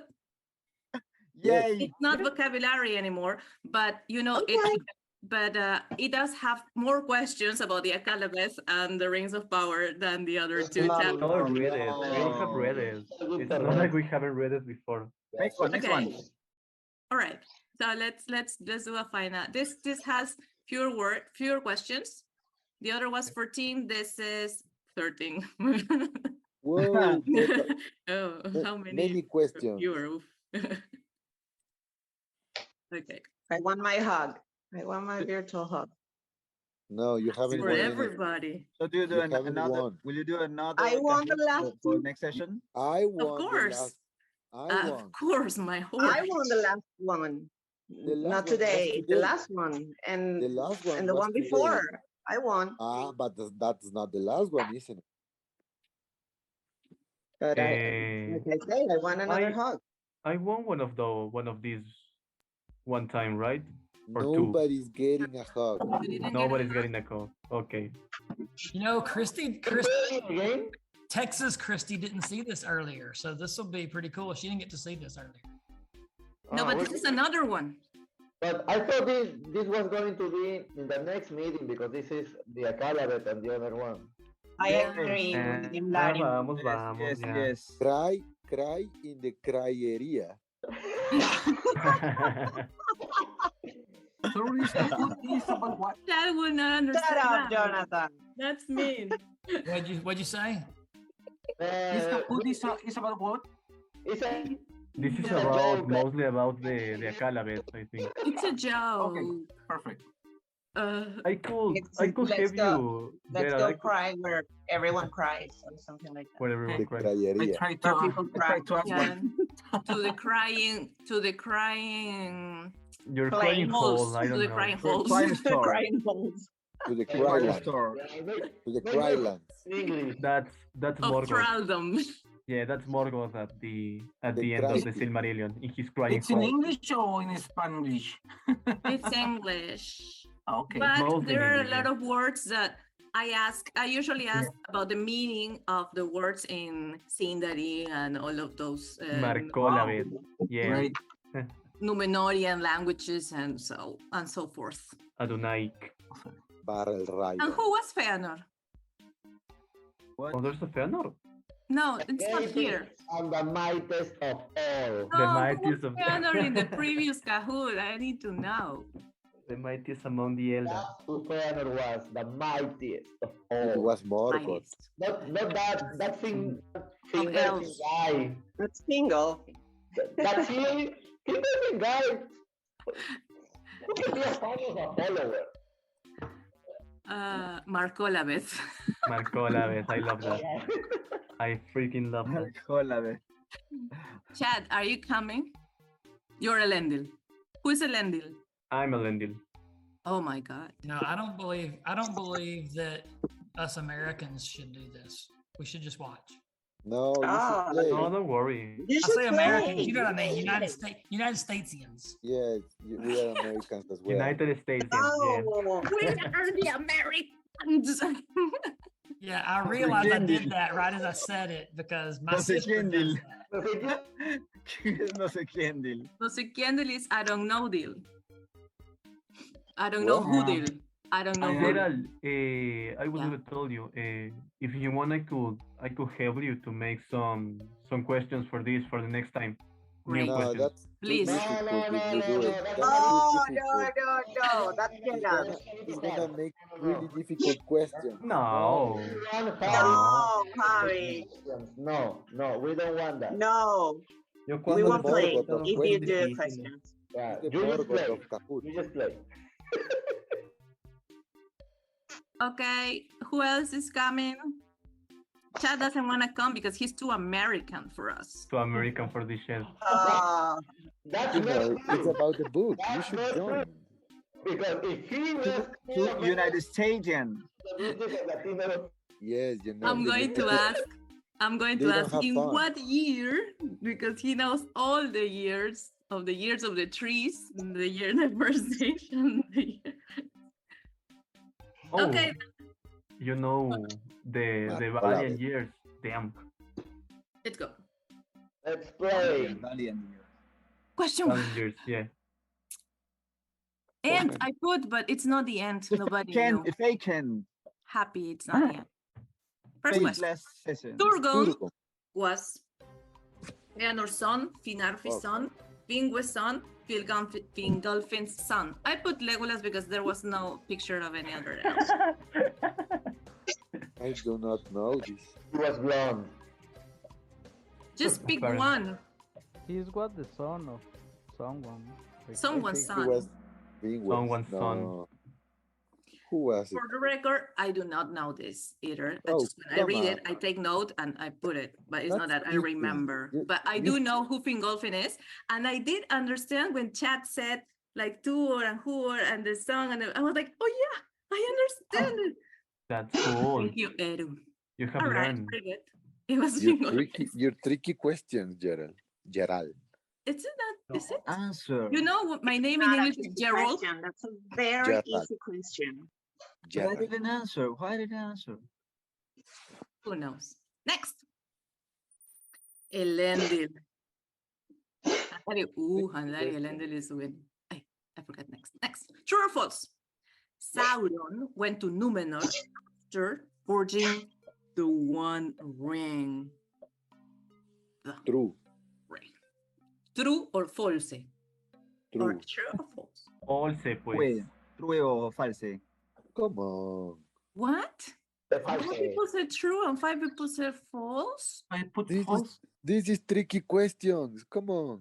Okay. Quincy, my What friend. kind of It Kahoot wasn't is tricky. this? It wasn't He had tricky in any already way. forged the ring. Yeah, he had already forged the ring. He He went had He to- has the ring in Numenor, indeed. He went to Numenor in question. 3316. Tricky. Yeah, you, he Chad. had the ring. I mean, The ring in Numenor, he didn't leave the. No, he never left the ring. he has the ring in Numenor. Yeah, he he has a ring in Numenor, yeah. He had the ring in Numenor. Yeah. I don't know if he had it, but he had forged it. because in the middle of the rings of power they say that and I whatever. was thinking that same thing. If he took the ring to Numenor, but he will never leave the ring. Never leave the ring. So he took it to Numenor with him. That is going to be in the Amazon show? I don't know. Yes, of course. So Of course. Tolkien said that he did have it with him. Some show Sauron don't forge any rings. Apparently, I really the wolf and the elves. No Sauron. The dwarf lady, no, right? Yeah. The dwarf lady is gonna forge the one ring. You're spoiling. Okay, next. Sorry about the spelling. Earendil is just okay. Earendil's ship. We didn't talk about this, but was named Bingilat. I want to say pronunciation. Help me. Bingilat. Lost. So Lot. this means Argent Moon, White Timber, Golden Ore, or the Foam Flower. Holy shit, I don't know. Oh, Jesus, come on, fuck. Yeah. So, I was trying to read the exact quote that says this, but I didn't do it, but I just read it because I didn't know it before. It was the first, but all of these Foam names flower. are names of, characteristics of the ship. Argent Moon, White Timber, and Golden Ore, but the name means Foam Flower. Foam flower. Really tricky. That's a nice name, man. I'm really is. laughing. A ship? The who? A nice name for a ship? I don't know. No, you don't like it? It's okay. Who cares who that guy like? True or false? A Calabeth is a name for Numenor before its downfall. True or false? Well, this somebody already said. Chad, you said it. I don't know. Yes. It is. It's false. It's false It was because known as a Calabeth Chad said after a the Calabeth downfall. means. Yeah, a Calabeth means the downfallen. The downfall of Numenor. Yeah. So it was after. No, Sorry for after, giving it's that the one away. The downfall itself. What? A Calabeth means downfall itself? Yeah, the In downfallen. The downfallen. In Adonai, I guess. Yes. It's Adonaic or it's Quenya? Adonaic. No, it's Adonaic? from the. I think it's Adonaic. I believe it's Sindarin. I'll look it up while Okay, yeah. Sindarin, no. Well, No, then sure you it's let not us know. Sindarin. It doesn't sound like Quenya. No, But- it's not Elvish. No. It's not Elvish? Okay. Very good, Elendil. You are on fire. On fire today. Quiz. Elendil's on fire. Who were not important in the War of the Ring? The Dunedain, Feanor, Curunir. I don't know how to Feanor pronounce. is always The important. Perianaf. Feanor is always important. It doesn't matter that he's not even in the story. But it's just the War of the Ring That one was Xavier. because he's always important. Of course. Okay. Fëanor where? Kuruni. You're right. Sorry, my mistake. I'll fix it. The white tree of Minas Ithil was grown from the fruit of Telperion, Nimloth, The party the tree of Edion, tree. or the party Obviously the party. Obviously, the party tree. Obviously the party. Obviously the party tree. So I put this because I wanted to study it because I always saw that this is like that tree that comes from the most important tree, but from Telperion, then just the tree of Tyrion, and then from it Nimloth, and then from it the white tree, and then from it the other tree that we finally Yeah, see. so it's Telperion, then it's a fruit from it that goes to Toleresea, and the fruit of that tree Not a is fruit. the one that I mean, goes to Numenor. it's not a fruit. I think it's The seed, yeah, the seed. no. But the seeds are in the fruit. I think How do we it's say this? described as a seedling. How do we say vástago in English? What is the party tree, though? The vástago. What is the party tree? What is the party Party tree? tree is the one we it's not a ride seed. over. The Not a party fruit. tree is the one you get some leaves and some flowers. No. Yeah. Okay. Next. It's not, but it's not a fruit. It's not a seed. It's a vástago. I don't know how to say this in Un English. vástago es pues un arbolito a sapling? nuevo, A seedling, I think it is. semilla sale del fruto.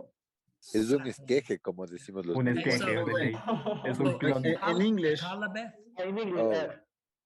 Ah. Is a party tree baby. of the child of, and what I'm saying is the Offspring. child of is a little branch. little tree, and that tree came from a seed, and the seed came from the fruit. So Yeah. saying Okay, the next fruit one. is okay. Enough about party trees. Next one.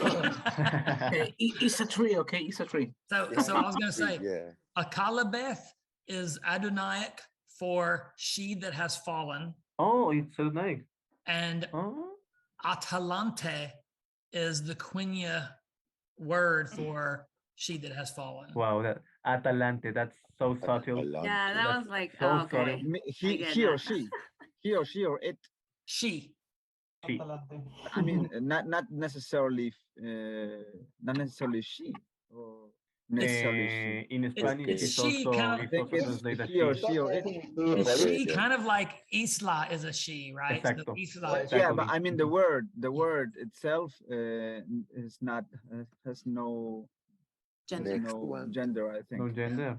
But I I'm don't know sleepy. because Please, continue. Panchito, Okay. en español también está traducido así como Thank you. ella We'll que ha discuss caído. that later. Next. Yes, it's In 99. the context, but the word itself.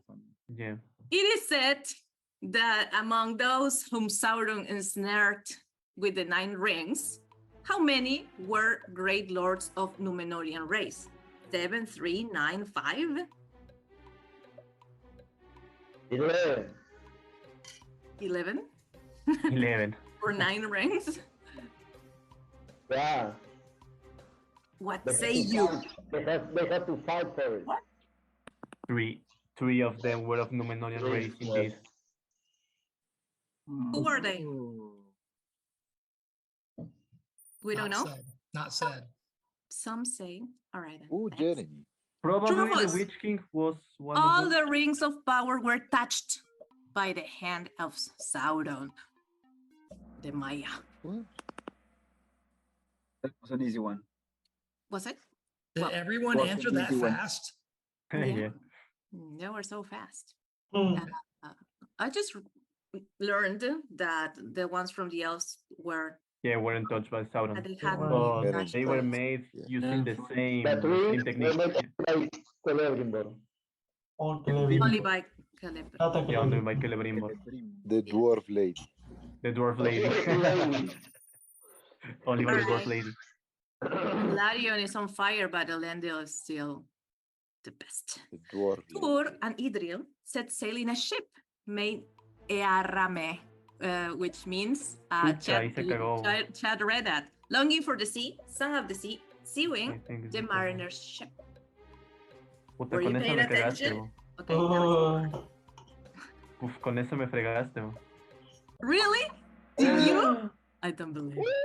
Yeah, I actually fucked this one. Oh, sea wing, god damn it. Air, the sea. Have you Yeah, ever- I know the air was the sea. Huh? Rame, Veramar Aldaron, the Galadriel. Oh, Yeah. god damn it, yes.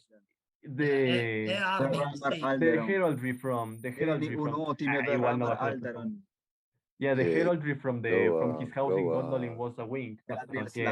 Lament. Very good, Eva. Lament? It's like 11 o'clock. Go on. Okay, good. 10. Which is not a name for Númenor. Continue with Númenor. Anadune, Marnufalmar, Elena, Avalone. Oh, I got this one wrong. There's a particular reason I chose this question, just to share with you that Mardu Fulmar, I had never heard that one. Marnu Falmar is one of those names after it had fallen. It also has one of those meanings. Oh, I Elena completely is the forgot one at the about that. start. No, this the star one, and Anadune. I don't know. The west.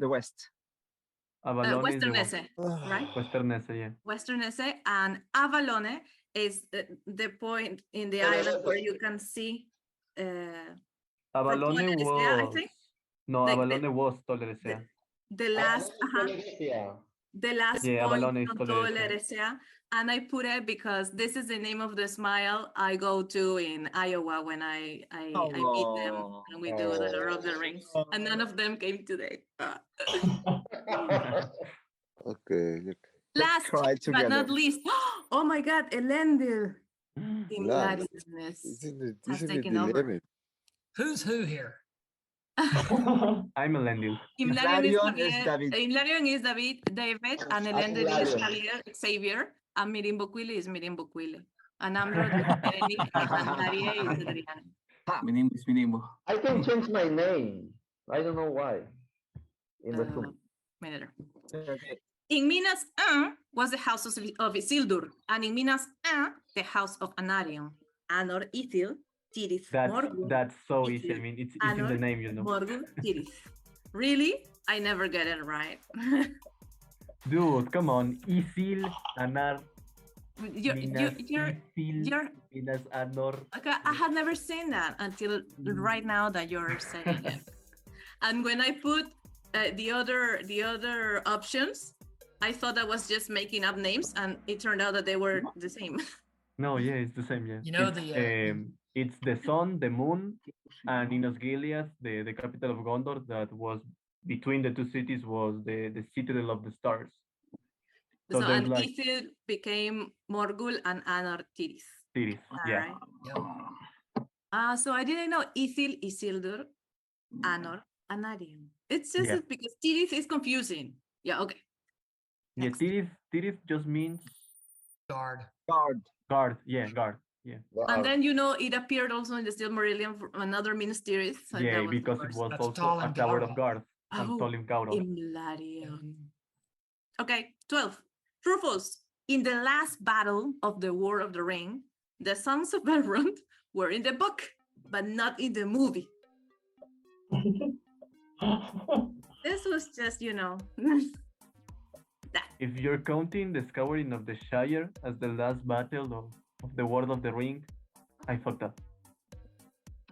No, we're talking about the book. Pelennor.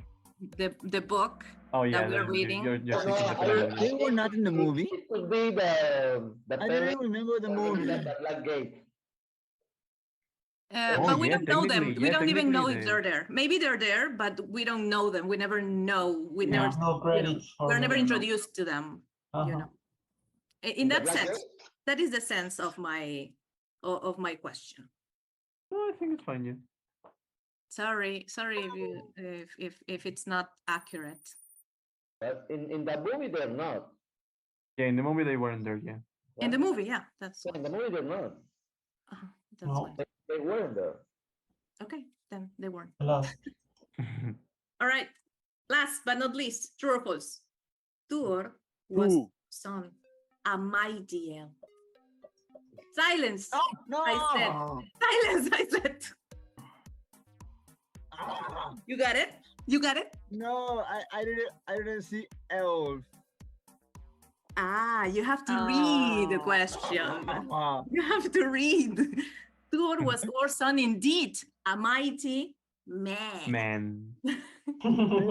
I just read Tuor was our son. Tallest of men of the elder days. Mighty elf. Although he is the one that actually, goes there and lives like an elf. Yeah. So, podium. I felt like a little Third place. What? Adrian, that is third place. I don't believe it. You have a hat anyway.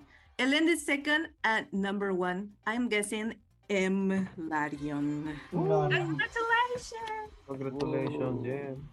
Runners up, Amroth, Gereny, and I don't know. And someone else was there. Very good. Thank you for coming. Difficult questions, which is not a name for Numenor. I wanted to see who. Yeah, that name I completely forgot about it. Palma. Thank you so much for coming. I wanted to see the podium. Oh, Hano didn't finish. Barbara Ryder didn't finish, and Mirimbokuile didn't finish. No, because I changed my name for No sé quién deal. Oh, all right. Gotcha. And where's I don't see that. But okay, you're all winners. You're all winners, and we take a picture. So let me book. What a picture! Come on, oh, jeez. I only have a Harry Potter book. So Where's my I'm pen? sorry. Oh, jeez. Oh, yes. Forgive. Picture. I don't have my Silmarillion. Okay. I bought the cheapest copy I could find. Oh.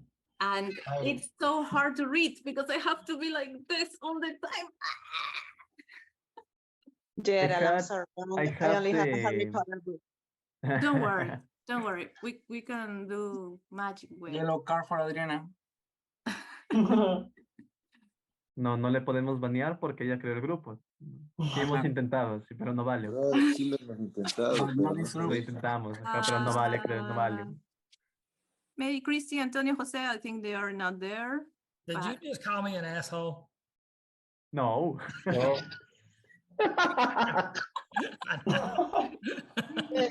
Maybe. Okay, Erendil. We're just grabbing our favorite books. We're supposed to have the Silmarillion, but not everybody has it, so we put whatever we have at hand. Okay. Yeah, I this have one the Silmarillion. right here. Do you? Okay, we can take another pick. Just let us know. I'm all for it. Picture. Another picture. Another picture. I think it's Christy who said who had a book. Yeah, there we are. Okay, there you are. Oh, nice That's edition, by beautiful. the way. I have that one in PDF. Nice one. That's nice, yeah. Yes. Thanks. Now It's my favorite. Akalabeth. Cada vez. Jonathan, your face. Oh, what? So you see the one that the one that Utah Christie is holding, the Silmarillion that Utah Christie is holding, and the Utah the Christie Silmarillion that Hano is Hano. holding. Hano. So I have both of those, and I sent them to Ted, and he signed them. Oh, wow. Oh my gosh. Well, That's amazing. Is the photo that? I have to send you. I'll send y'all some pictures because I've got like 30 signed books. In Christie one in her Silmarillion. What's the cover? Gondolin? What's that? The cover of the Silmarillion Christie's No, holding. That's Menel Karma. No, well, no. That's whenever they're. Huh? That's Andunie. Andunie. Andunie. Oh, is that the Bible, Christy? Oh, it's the other. No, it's the favorite copy of the Silmarillion. It's the Bible. It's my Bible, yeah. It's a Bible. It's divinely inspired adjacent. There we go. My favorite copy of the Silmarillion is. Did y'all see that red one that came out last year? It's kind of orangish red. Yeah. And it's got the burning ships at Losgar. Yeah. So, of course, I sent that one to Ted also. And he actually, on the title page, he drew a full page size drawing of, I think in that one he drew like one of the towers. With the photo? Wow. Yeah. Are you serious? So then I've also got my book has this picture. Yeah. Cocina ecuatoriana.